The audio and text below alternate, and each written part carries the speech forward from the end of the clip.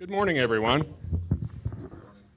Hopefully everybody's got some food, and we'll say special thanks to one of our clients, Illegal Pete's, for providing today. On behalf of Peliton and our sponsor, the Keener Group, I would like to thank you and welcome you for coming to the first installment in our 2012 series for Where the Leaders Are Headed. For those of you that don't know me, my name is Randy Hake, and I'm the president of the Peliton Holding Company. But I see lots of friends and clients in the audience, so I'll say hello.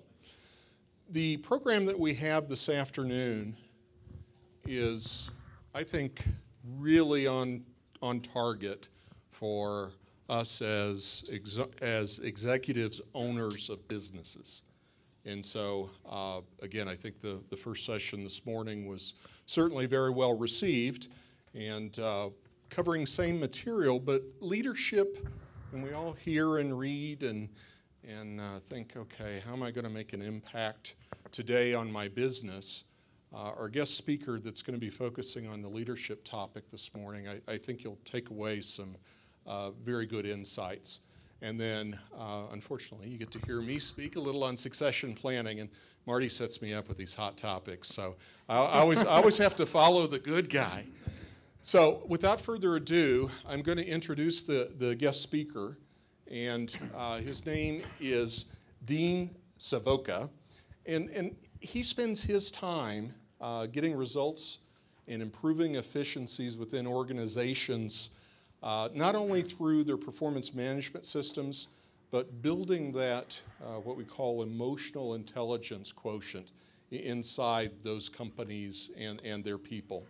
He's the past chairman of the board for the Cherry Creek Chamber of Commerce and is the incoming president of the National Speakers Association, which is the Colorado chapter.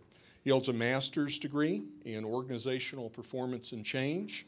And based on his experience in working with hundreds of people and conducting over 5,000 coaching sessions, today he's going to share some of those top leadership attributes with us, both in an awareness raising, look in the mirror kind of scenario for ourselves, as well as how does it work inside organizations. So please join me in welcoming Dean Savoca. Great. Thank you, Randy. Good morning. I'm committed to, thank you. Sure. I'm committed to you leaving here today with some specific strategies that are going to help improve your effectiveness as leaders. And the title is How to Increase Influence. Leadership, How to Increase Influence. So what does that mean to you? Some of you may be thinking that it's about influencing your clients or influencing your employees, or influencing your organization, or even your industry. And you'd be right. But before you can influence your clients, your employees, your organization, and your industry, you first have to have the ability to influence yourself. So the conversation we're having today is really focused on your own personal development. And once you can work and influence yourself, then you can drive it and take it to another level to work with others and ultimately to have impact on your organization. So how we're going to define leadership or successful leader for our conversation is success is about achieving fulfillment in all areas of your life. And leadership is the ability to influence yourself and others to get results. As Randy shared, this content is coming from my firsthand experience in conducting over 5,000 coaching sessions. Many of those are with executives and business owners. And just reflecting, I've always been fascinated about what is it that creates success. That's my background before my own business was a performance improvement business.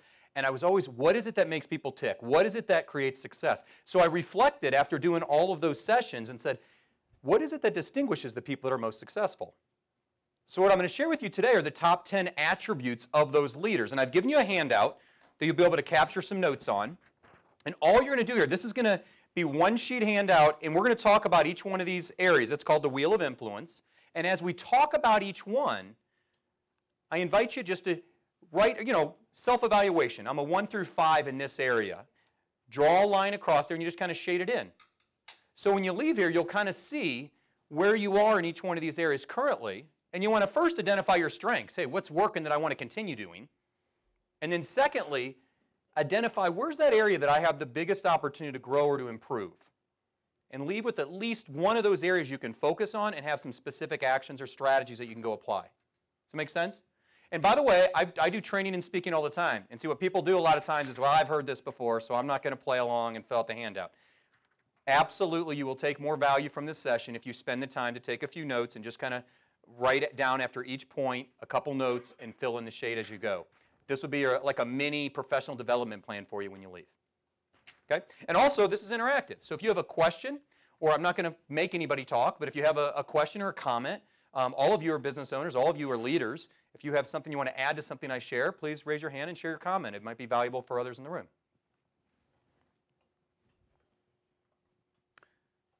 Share the outcomes.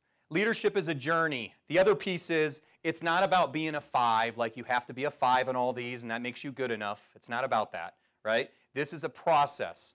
Leadership is about growth, continuing to learn and grow and work on yourself to continue to develop. All right, we'll talk about the 10 points. So the 10th one, I'll do a countdown here like David Letterman. Number 10 is successful leaders take 100% responsibility. What this means is I found that they don't make excuses, right? They don't blame that it's my employee's fault, it's the industry's fault, it's the economy's fault. They take full responsibility because when we point outside ourselves and say it's somebody else, then we give away our personal power to be able to do something about it. These folks that are most successful take 100% responsibility. The only thing keeping us from what we want is our excuse we have of why we can't have it. And what do you think is the number one excuse I hear from people of why they don't get the results that they want?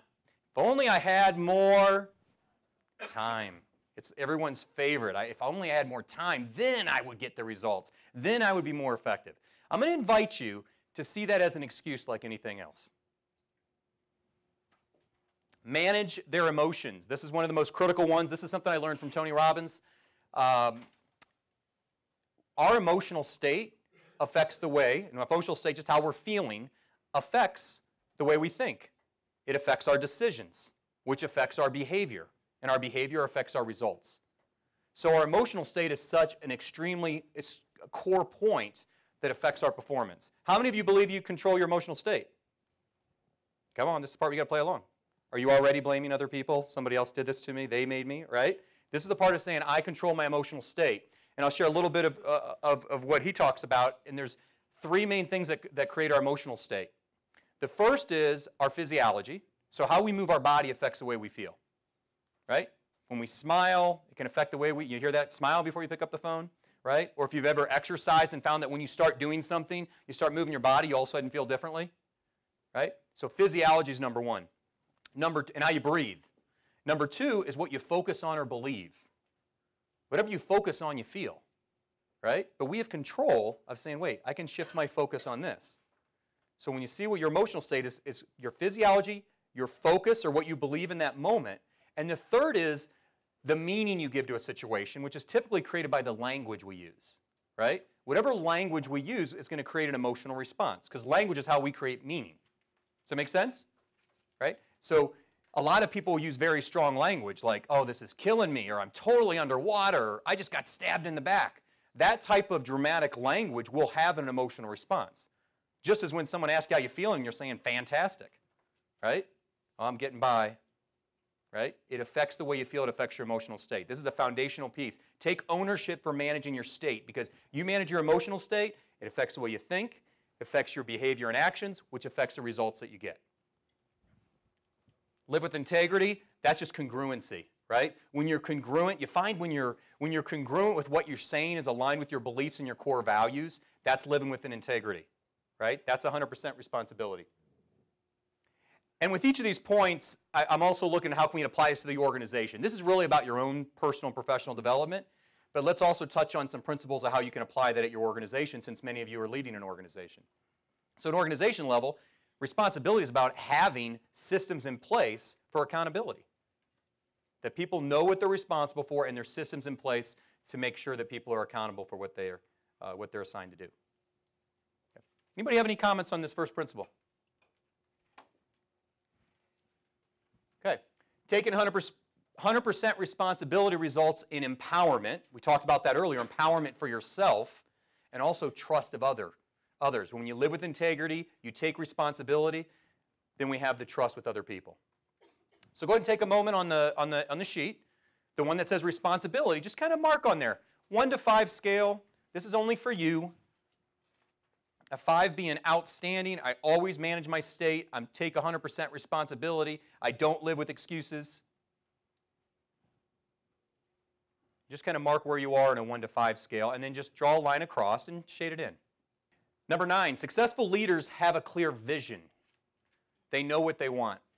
This is the first step towards any work that I do with organizations, whether it be a coaching or working with leadership and some organizational challenge or strategic planning.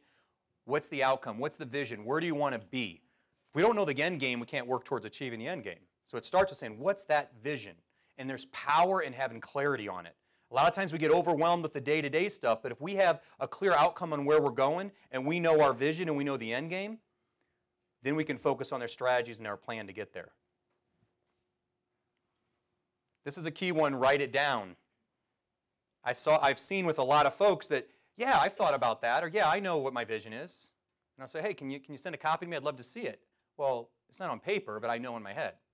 It's very different. We get an amazing amount of clarity when we put things down on paper.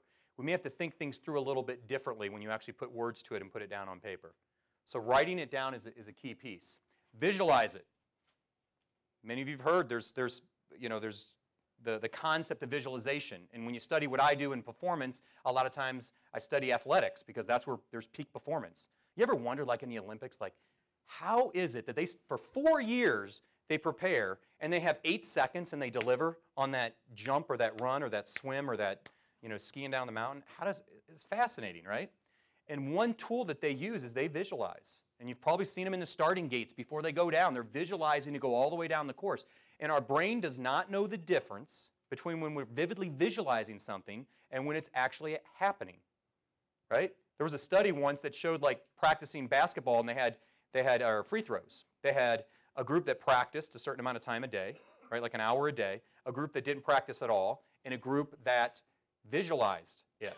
And they found that the group that visualized improved just as much as the one that was actually shooting. In fact, in one study, it actually was like a 1 or 2 percentage points higher because they made every shot, right? They visualized the success. So your body is memorizing and seeing that and feeling that the same way as if you were actually doing it. And at SMART goals. So once you have your vision, you have it down on paper, you know where you're going, then the next step is saying, okay, what's the goals? And to put those in a SMART format. Some of you may be familiar with the term SMART goals, but it stands for specific, measurable, actionable, realistic, I've also heard the word relevant, and given a timetable. Specific, measurable, actionable, realistic, and relevant, and given a timetable. At an organizational level, leaders that live out this principle have an inspiring vision, and the term I love is realistic optimists. They're honest and realistic about where things are. If something's not working, they say it's not working, right? Real honest with where they are, but they're optimistic about where things are going. Because inspiration, if there's not hope or inspiration about where you're going, it's hard to rally around that. A clear vision results in focus. Anybody have any comments on this, on vision? Okay. When you have a clear vision, we have focus. So take a moment on your sheet. Do the same thing, 1 through 5 scale. Where are you here as far as do you know what you want? And once again, we're looking at your personal and professional development. You can also apply this and be thinking about your business as well. Do you have a clear vision that's down on paper? And I'm inviting you, many people do this for their business. I'm inviting you to do this in your personal life. Looking at the different areas of your life and what do you want for your well-being, whether it's your physical well-being or your relationships or your financials, whatever. Okay, so fill that in. Number 8, successful leaders demonstrate balance. And what I found here is, it was interesting. Anytime I would work with someone and I would ask them to share their top 3 goals, it always seemed that The folks that are most successful, one of them will be a personal goal. They usually have a financial goal or some employee challenge goal or some strategy they want to work through. But one would typically have to do with health and wellness. Something about they realize that when they pay attention to their health and wellness, that affects their overall performance, success, and fulfillment. Right? So this could be the different areas: physical well-being, mental well-being, talking about learning and growing, emotional well-being, relationships, spiritual wellness, whatever your faith is. But they pay attention and they have some type of consistent habits in those areas that are supporting their success. They also found sometimes we have to slow down in order to speed up. And I often use this analogy of a car. You're going 100 miles an hour or 70 miles an hour, and you've got a flat tire, right? Well, I just got to keep going, or do I stop and change the tire? Which is going to get you your destination quicker, right? And so folks who are willing to slow down in order to speed up, they know that actually whether it's exercise or taking care of themselves emotionally or spiritually, whatever it is for you, can really make a difference in their overall performance. And that's part of it. This challenge your rules. This has to do with, actually I'll share the example. Rules are basically, in order for it to count, in order for it to count for me to exercise, I have to run 3 miles. If I don't run 3 miles, then it doesn't count as exercise. So if I don't have time or something else that's getting in my way of running 3 miles, then what happens usually? You don't go at all. Now, wouldn't it have been better if I would have walked a mile versus not going at all? So that's the idea, but we have rules a lot of times that keep us from taking action or make an excuse for us to say, well, if it doesn't do this, then it really is not going to happen. I had a client who is a president of a business and was dealing with a lot of stress and some challenges, and we were talking about what has worked for you in the past that creates your success, that helps you not to deal with stress. And he said, oh, I used to meditate, and when I meditated, it changed everything. He said, I would do that in the morning, and I'd say, well, how did it change your day? And he said, unbelievable. He said, I had more energy for the day. When challenges came up, I could deal with employee issues, deal with challenges. I was more relaxed in I made better decisions. I was thinking more clearly. All of these things because he meditated. But he didn't because he didn't have enough time to meditate. So I asked him, I said, well, what is it about the meditation? Specifically, tell me what is it that you do? And he said, well, and he went through specifically, and there was mainly 3 basic pieces of what he did that were part of his meditation. And it's like, well, how long, if you just did those 3 things, how long does it take? He's like, well, I could really probably do that and access that part in 8 minutes. So in 8 minutes, if you spent that time in the morning, what's the impact it could have on your day with your employees and your attitude and your stress level? Huge impact. But what it took is changing his rules, because he said, well, it doesn't count as meditation if it's not 45 minutes. It doesn't count as exercise if it's not 3 miles. Those are rules. We make that stuff up. So when you're aware of what your rules are, you can say, wait a second, I would rather go for a walk and get some exercise. I'd rather spend 8 minutes doing something than nothing. Right? So think about your personal life. The other example I like to use is connecting with my wife or connecting with your significant other. You say, well, I don't have time. I would love to have 3 days that we could go up and spend our time in the mountains together. It would be great, right? And that's going to happen sometimes. But if my weekly outcome is to make sure that I'm connecting with my wife, I can send her a quick text, right? I can make a quick phone call. I can write a quick card. There's little things that we can do that aren't necessarily tied to time. But what happens is we have rules that if it's not done this way, then it doesn't count. Right? So I invite you to kind of challenge those rules and be aware of what those are, because they might be keeping you from some of the things that really support your performance and your success as a leader. We are what we repeatedly do. One of the things I work with my clients on is identifying what their success habits are. Because we all have habits, right? But there's certain habits that create our success. And when we're aware of what those are, then we can do those consistently. So identifying what is it, what are those things that really set you up for success? And some of them may have to do with your physical well-being or your emotional well-being, but also you can apply these to work, right? I work with sales folks and it helps them figure out what are the habits. I know I need to have a certain number of sales calls or a certain number of leads or a certain number of conversations that are having with people about potential business. They identify what those success habits are. You want to think about, do you know what yours are that sets you up for success? At an organizational level, this is the KPIs, the key performance indicators. right? Knowing what is it that makes your business tick and measuring it. We get results in what we measure. So identifying what are those things that I must measure, both on a personal front. You also can apply this to your organization. I'm sure many of you do. Anybody have any comments here on this principle or anything that we've shared so far? Okay, yeah, Randy. Do you often find that the rules can be different by generation? Yeah, the rules can be different from person to person. Are you thinking of something specifically? I mean, just, you think of, folks coming into our organizations that are millennials. Yeah. And again, their rules are different than boomers, and Yeah. the middle part has different rules along the path.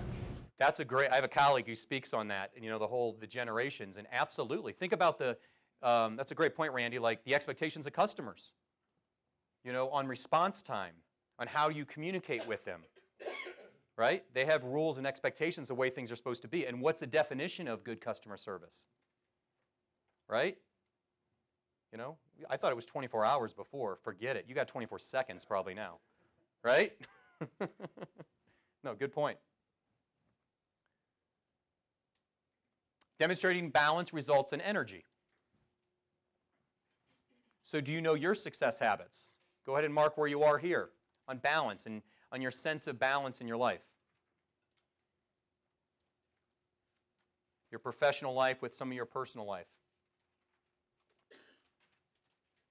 Do you have some things in place to build a foundation of health and wellness or not? So just kind of mark where you are on this one on your sheet. Number 7, successful leaders focus on their strengths. They know that the best way is to do what they do best and outsource the rest, right? Exactly what you all do with Peliton, right? They have the expertise in these services, and you know that they're allowing you to focus on your core business and what you do best, right? So any great team focuses on the strengths of their different players, and they all have different strengths, right? A great NFL team, football, they all have the different role. The quarterback's passing, the running back's running, the blockers. You need all of those people to have the most effective team. So I think about the strengths of your team. Let's say, for example, you're an NFL team and you have a quarterback that maybe is a better runner than a passer, and he doesn't really do what that core strength is that the team needs. Well, then that team, hypothetically, may have to trade that player to bring in a strength player that has a strength at that position that's truly a passer. All hypothetical, of course.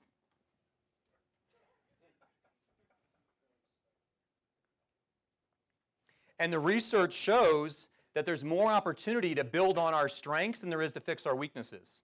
And a lot of organizations are set up where they do the once-a-year performance reviews, and they focus on the weaknesses of where you need to go improve. And people need feedback, and they need feedback that's going to help them improve. But the research, and this is a resource, Marcus Buckingham, he was the president of Gallup organization, the one that does all that research, and he has a whole movement out there around strengths. And his work shows that when you focus on what you do best, or your employees at what they do best, there's much more opportunity to build and grow that than there is to fix the weaknesses. We think sometimes like, well, yeah, I can grow more, and it's not true. So when we focus on what we do best and build on that, both as individuals too, right? Contribute with your strengths.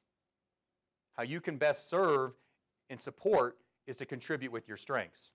I've seen this in volunteer organizations. I'll work with a volunteer board, and but what typically happens in a volunteer organization for the people who do a good job and do a lot of work? What typically happens? They get more work, right? It's like, oh, you're good at it, so we just give you more work, right? People that have this strength, or they know their strengths, they also say no, because they know it's not what's best for the organization. Not only is it not best for them, it's not what's best for the organization, right? But they jump on opportunities when they know it's aligned with something that brings them fulfillment and something they're really good at and they can contribute. An organizational level is spending the time, or any team that you're on, whether you're serving on a board, it's spending the time to say, what are the strengths of the different players?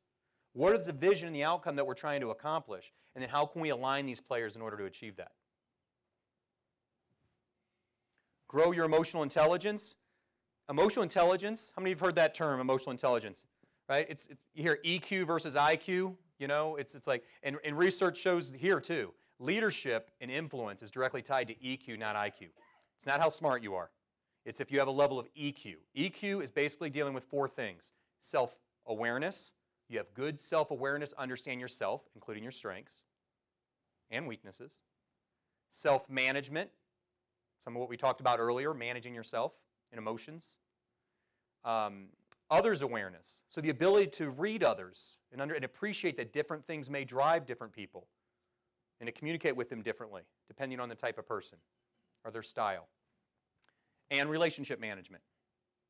Self-awareness, self-management, others awareness, relationship management.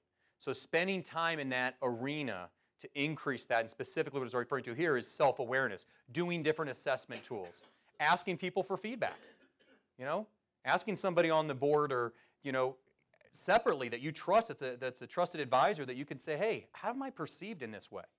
This is my intention. Is it coming across that way or not? Well, here's the truth. Well, great. I appreciate that. So if you can take feedback or do assessments, you can collect more information and have more self-awareness around yourself. So focusing on your strengths results in not just performance. It absolutely leads to better results when people are doing what they do great, right? But fulfillment. You ever find when you look at some of your employees, when they're aligned with what they do best, that it brings them fulfillment too? Because they're having an impact, and then they're happier, and that can be tied to retention. Good. Anybody have any comments on strengths? Any examples how you've experienced this personally or in your business? Okay. Focus on your strengths. Do you know your strengths? That's a big one. One resource, a lot of assessment tools out there. The one I referred to, Discover Your Strengths, Marcus Buckingham, he has a book out there. And you can buy the book for like $25, and inside it has a link, and you can go to a website and take take that assessment. And I think it's one of the best out there from a strength standpoint. But there's lots of different assessment tools, and I'm happy to share more if anyone's interested in that. And do you know the strengths of your employees and staff? To spend some time understanding what their strengths are. And this can be tying in, I know Randy's going to share a little bit later, with succession planning and getting the right people, right people in. And how can you best contribute to your organization utilizing your strengths?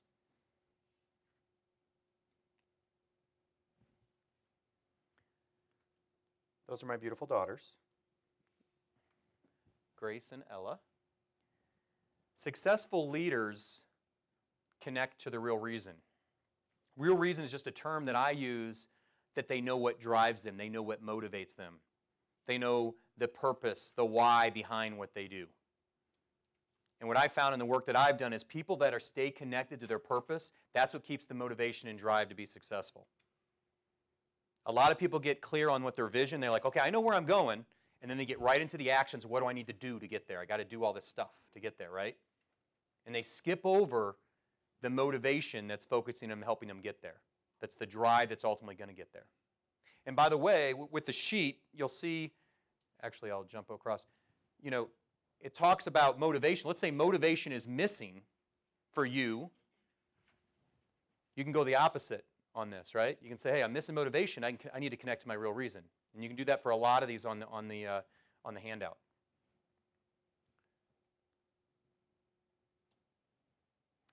So let's say that I-25 out here has 7 lanes of traffic. Everyone's going 75 miles an hour. Could you walk across? Probably not, huh? What if there was a child on the other side? Or your child on the other side?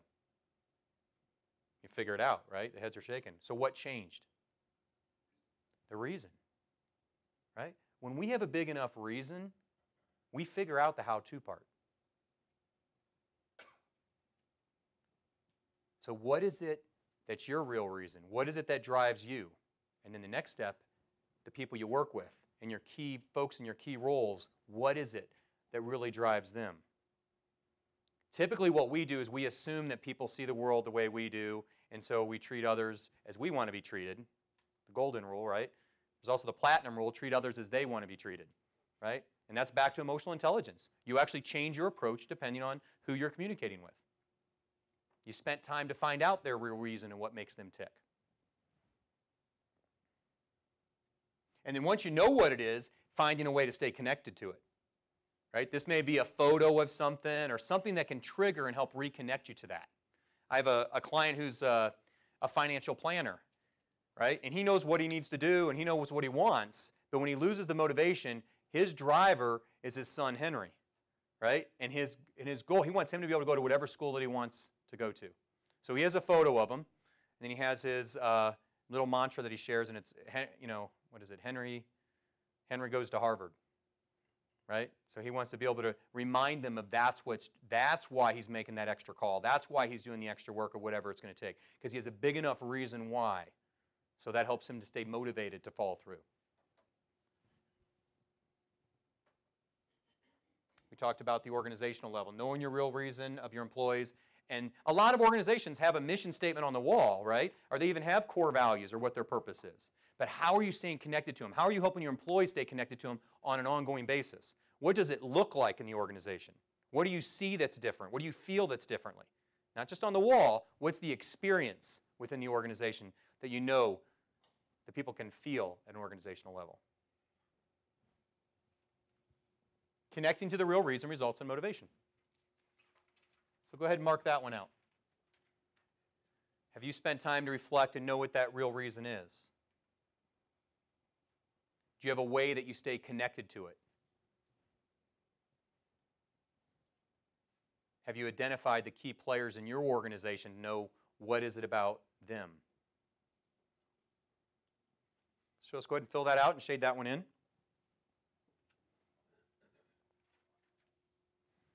All right, let's stand up, just take a quick stretch here for a minute. Stay awake out there.